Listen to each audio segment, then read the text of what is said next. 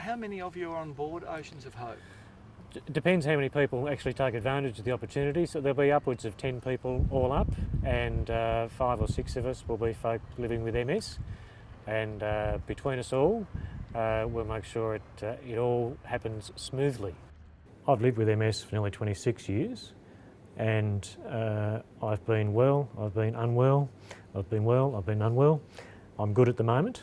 I've had lots of drug therapy over the 26 years.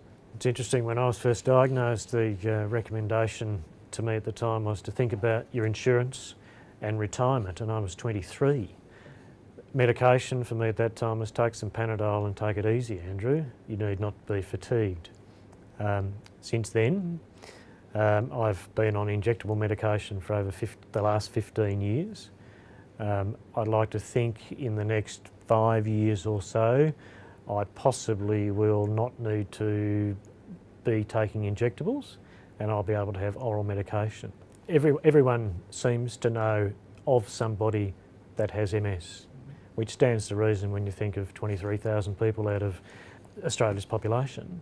Unless you know somebody, it's a quiet and it's a hidden condition, unless you are not well and you're overtly in a place where you're demonstrating your symptoms.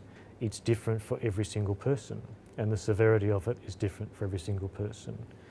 So the community, by virtue of being made aware of the great medications that are out there now for people with MS, the byproduct of that is it highlights to community some of the symptoms that we may well experience. And we can look forward to hearing from you on board. Will there be an opportunity for you to can. send us emails? And cannot escape technology today. There will be, if people choose, they can look at Oceans of Hope. There's a Facebook page for Oceans of Hope. We're on the web as well. MS Australia too. The internet provides you with great opportunities to follow our route. It's quite an exciting thing to think that we're able to have crew members on board that are people like myself living with MS, but also we're able to actually achieve something that is so substantial given the nature of the size of the yacht. The boat started in Europe late last year and is doing a circumnavigation around the world.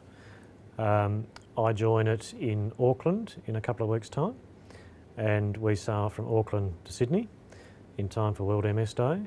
And in each of those spots there will be opportunity for people with MS to have the opportunity to come sailing with us for a couple of hours while they're on board. My dad's a sailing nut, and I grew up traipsing around looking at every boat he could ever smell.